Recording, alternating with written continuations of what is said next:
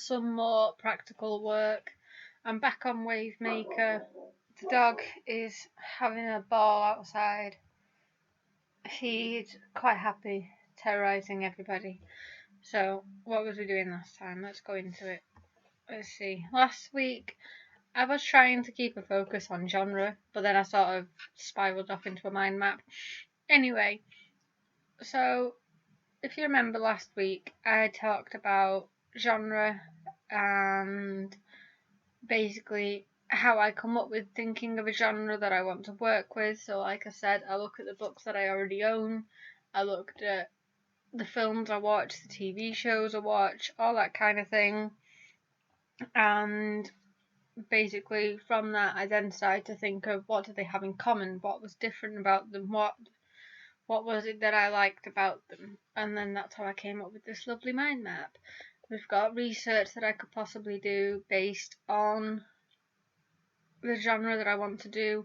I've got characters, what kind of characters are involved, and propsis theory, which I will be doing this Tuesday. It is coming up, but this week I want to focus more on research.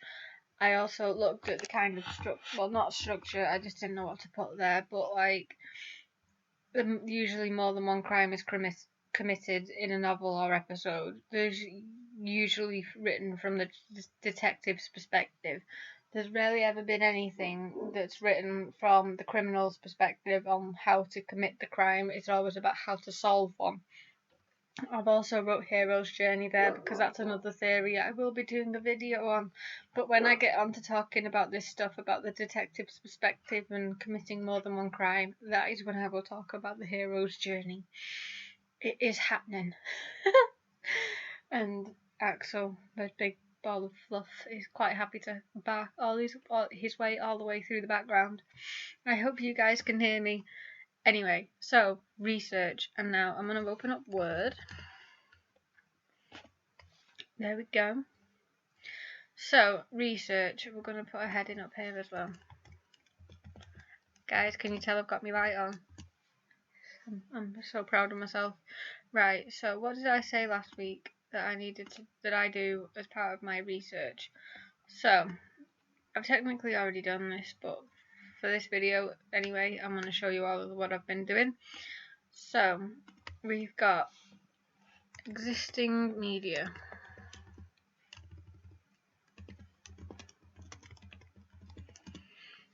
We've got, under that we can put existing fictional detectives. Now again, I am mainly focusing this on the genre I'm working with, but you can look at, I don't know, it entirely depends on what genre you're looking at. Like if you're looking at sci-fi, what kind of settings used? Are they all set on Earth? Have you used in other planets? Where did they get the ideas for all these other planets from? That kind of thing. Axel agrees. Fictional detectives, existing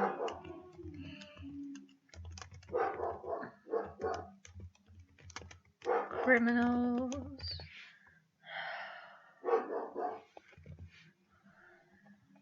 You know what? The vet said he had ADHD, and honestly, I believe her. I also looked at the reoccurring locations.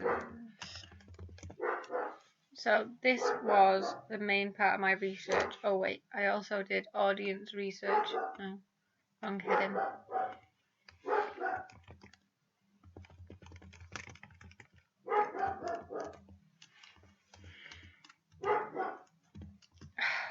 He's having such a bad day.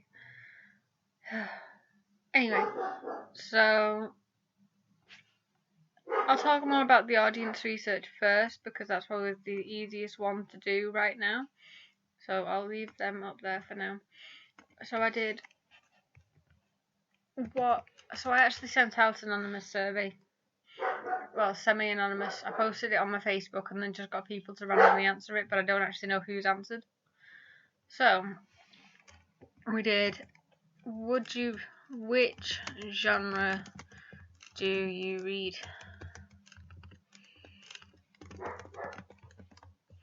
So I did this, and then I think I wrote down about 4 or 5 different genres that I could think of. So I think I did horror, sci-fi, romance, crime, and that kind of thing.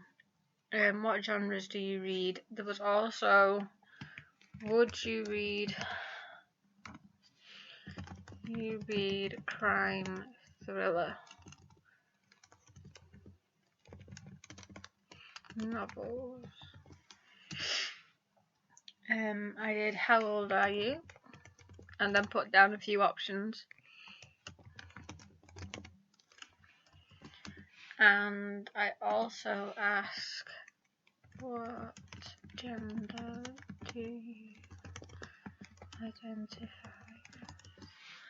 So, for the most part, these are basically simple questions. We had a few different genres in here, so I'll just fill these out to show you what I mean. So, horror, sci-fi,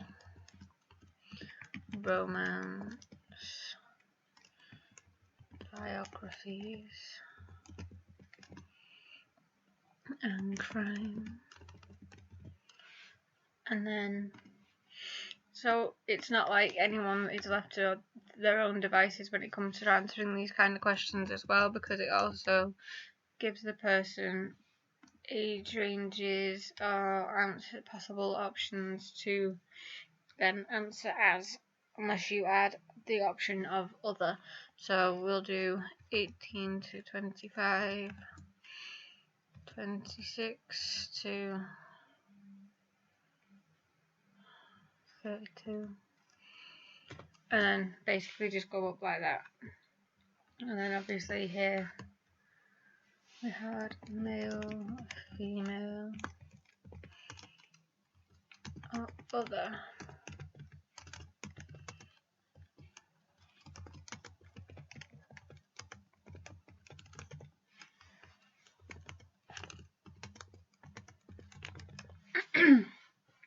So this is basically what my survey looked like. Obviously the how old are you was more filled out than this, but from this I was able to get a really good idea of the kind of which gender was more likely to read my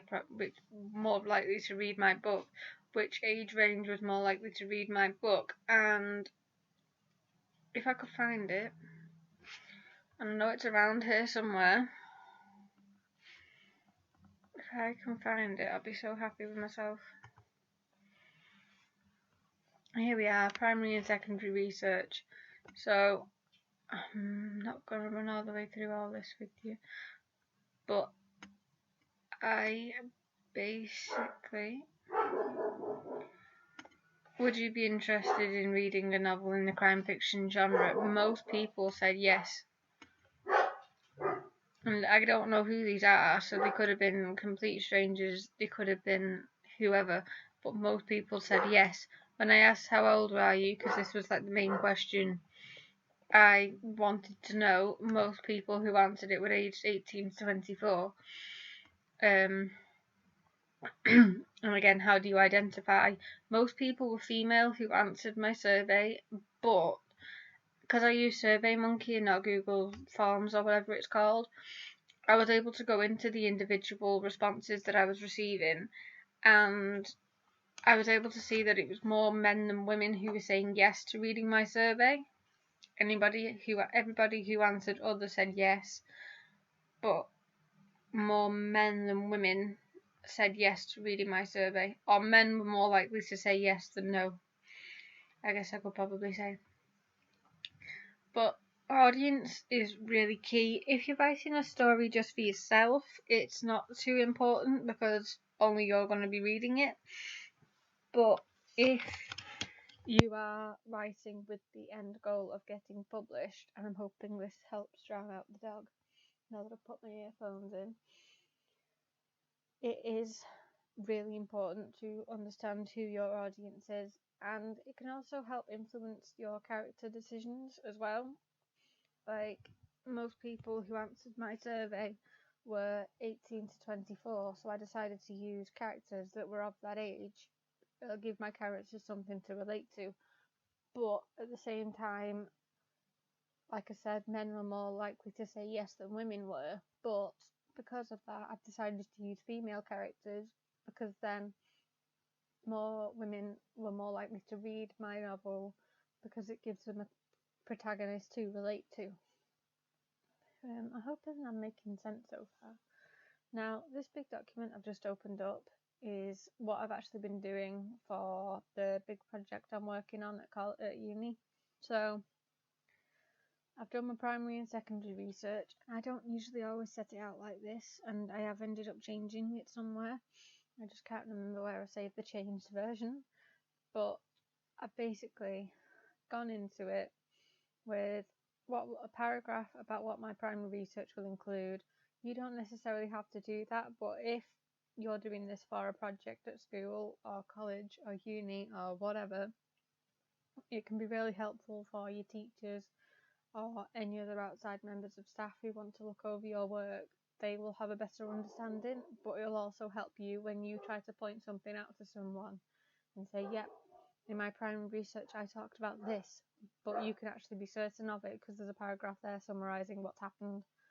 So this is where I looked at existing examples of the genre already. I looked at 2 novels and a TV show. Fever of the Bone I've read. Well, I think I have. I know I definitely remember reading it a while. I know I've definitely read some of it, but I can't remember if I finished it or not. The Burning Souls, I've read that one, or I'm in the process of. And A Touch of Frost, I'm nearly finished watching 15 seasons, and I'm pretty sure I only started watching it a week ago. But there are 2 different types of media. One's written and one's film. And I'm a very visual person. I need to be able to physically see something to get it. And while looking at 2 books has helped me with the writing side of things. When it comes to description, it helps me when I'm describing a scene if I have a particular place in mind. So by looking at a TV show, I was then able to see, yeah, that's what an interrogation room looks like. Oh, okay, that maybe I could use a similar setting to that when the dead body's found. I'm probably sounding really morbid, and I'm sorry for that, but I'm trying. And then I've also done a bit of a paragraph about how looking at these 3 examples is going to influence my work. So when I looked at A Touch of Frost, for example, most of the cast was men. It was a very male-dominated cast. Women were involved a bit, depending on what crime was happening. But when it came to like the detectives, the police department, all that kind of thing, it was a very male-dominated situation, which influenced my work, because then I decided, you know what, I'm going to be different. I'm going to use a female detective. Who Reads Crime Fiction is basically the bit I've just been showing you about, which was the survey I sent out. And then I've done another small paragraph saying how my primary research will affect my project. So basically, once again, talking about how I was influenced by some of the techniques used in Fever of a Bone, but I also liked how The Burning Soul had quite a reflective sense voice. I don't know, something. And then A Touch of Frost, like I said, mainly male-dominated cast, so I wanted to use female characters. My secondary research, oh god.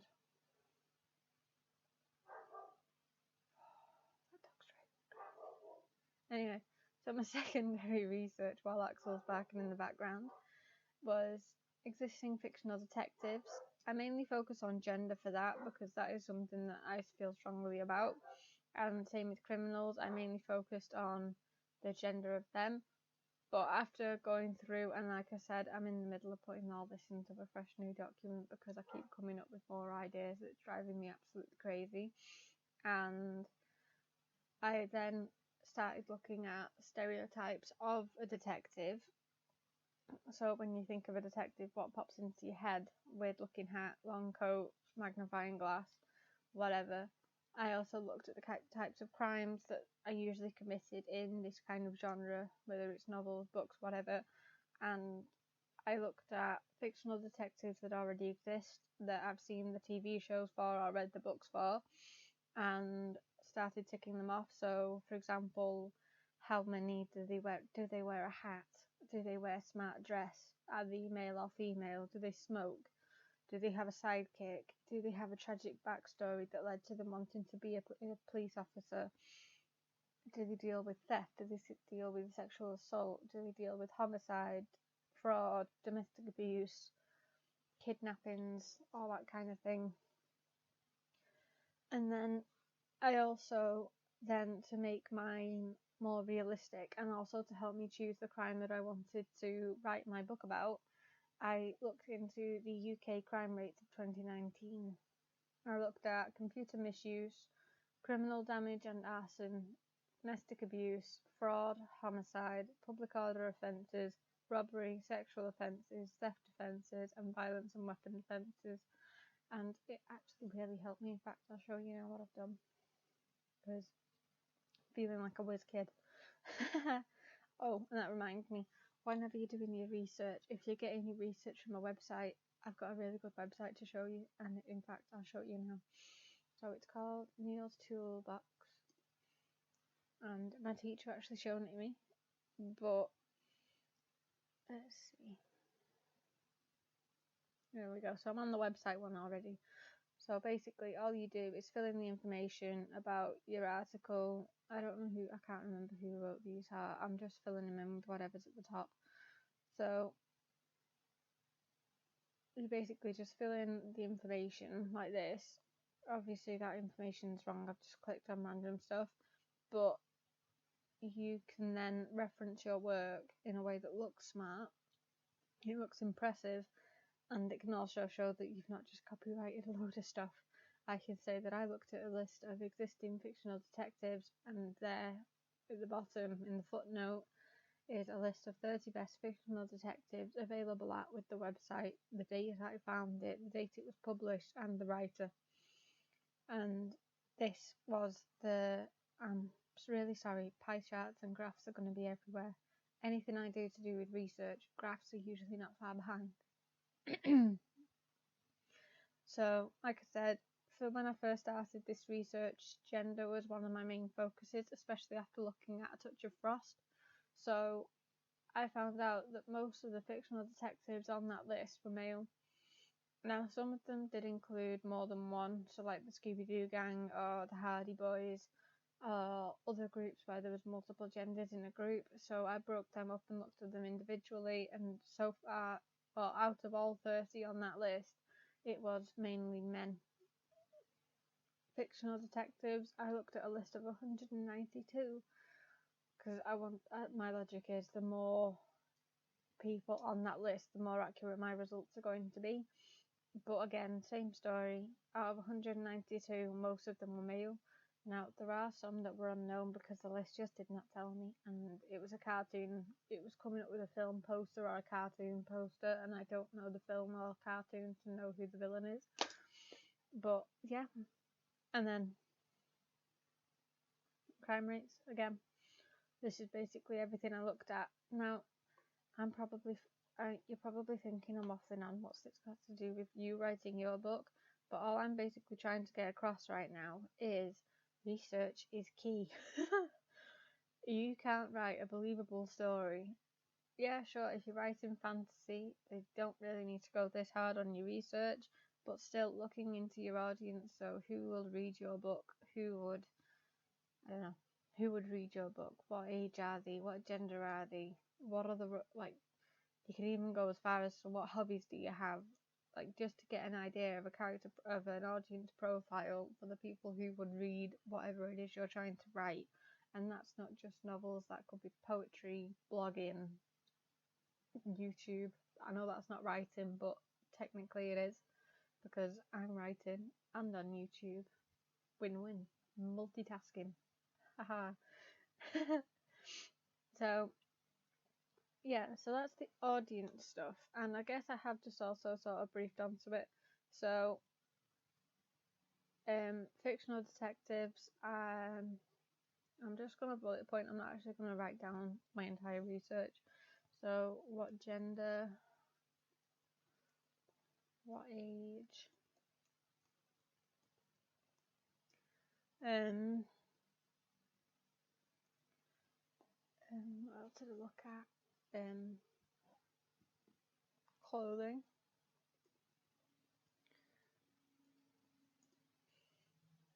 I looked at, do they have a tragic backstory?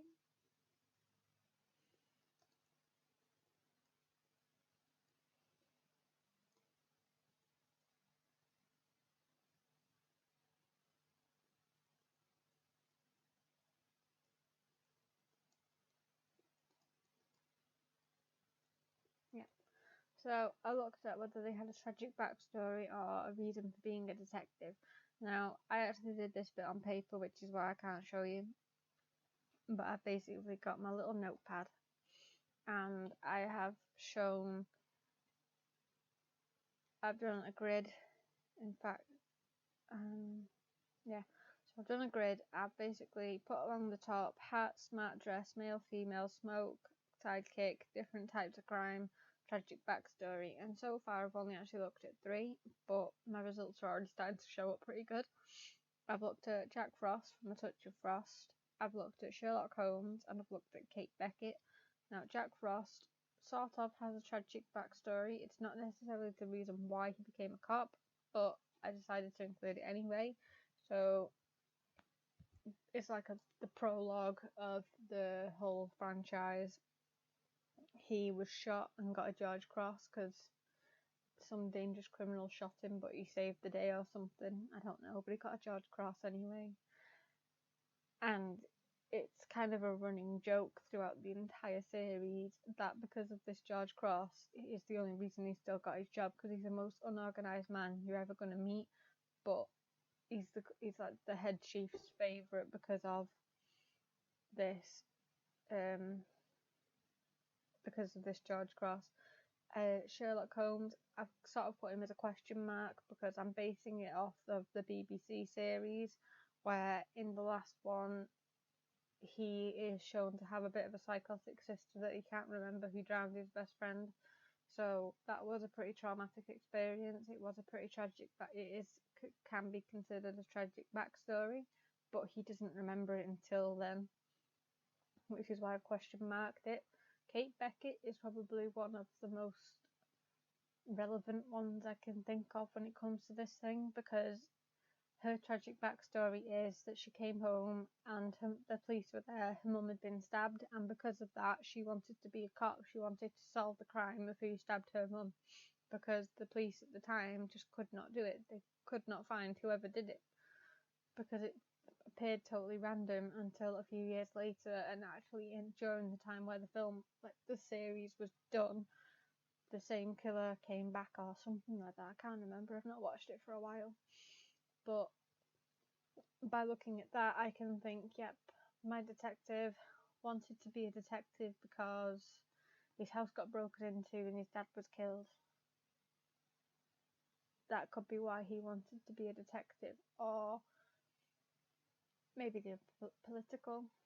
They looked around, nothing physically tragic happened to them, but they noticed that there was nothing in the local area to help the older community, for example, so became a cop to help out those people. I have no idea, I'm just throwing out random stuff now. Fictional criminals, again, I looked at gender because, again, that's something that's really important to me. So, like I said, more of them were men. So I decided from that I wanted a female criminal. Same with the detective. I wanted a female detective. I also looked at existing female criminals in real life. There was a series of documentaries, or it might have just been the one, I'm not sure. I think I completely misunderstood the advert, where it was talking about lady killers. I don't know if any of you have seen it, but I'd love to hear what it was like because I missed it. I just sort of caught bits. And women are more likely to poison someone than stab someone. If they stab someone, it's usually by accident, or not necessarily by accident, but poison seems to be like the main way a woman would kill someone. So I decided to use that and have it so that my criminal poisoned the victim or the target because there was a plot twist and the wrong person drank the poison, and plot twists everywhere for days. But yeah, same again, age. I decided to look at the age. Most of them were young adults, I'd say. Now, there's this, like, the whole stereotype that I don't believe in, that teenagers are the biggest criminals.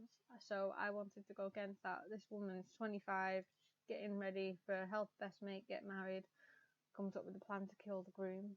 That is basically my entire plot. Summed up. Clothing. There wasn't really a dress code for criminals, because, I mean, anyone could do something. Like, criminals look like just you and me, and I mean, you don't exactly know what I look like because I never had my webcam on, but that's kind of the whole idea. And probably one of the best examples I can think of, and one person in particular, if they watch this, is going to laugh at me, but the best example of that I can think of is probably Death Note, because no one realised it was this teenage kid that was dressed just like every other teenager that was killing all these people. So that's that whole thing on clothing. Backstory, I did try and look into it, but that was kind of hard to do. Some criminals just have some sort of mental disorder, and I'm very big on mental health. I was trying to volunteer with a mental health charity, but it didn't quite work out as well as I'd hoped.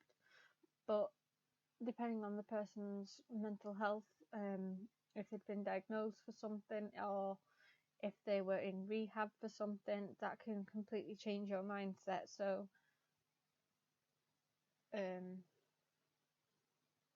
someone who has a drug addiction might see one act, such as stabbing someone, differently to someone who's completely sober.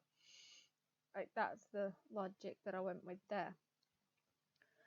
Reoccurring locations, I basically just wrote down, I sat there watching about 3 episodes of A Touch of Frost, one after the other, which took me about 4 hours to do, and wrote down all the locations that were repeated throughout.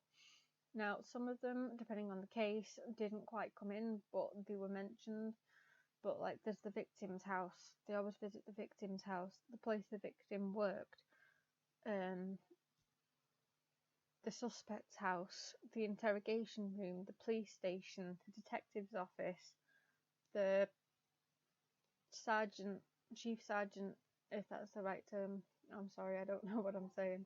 If, like, their office, the pub, the canteen, things like that are, like, constantly mentioned for comedy, for example, or sitcoms. You've got Friends, for example. They always go to Central Perk. They're always in Monica's apartment, or Ross's apartment, or Chandler and Joey's apartment.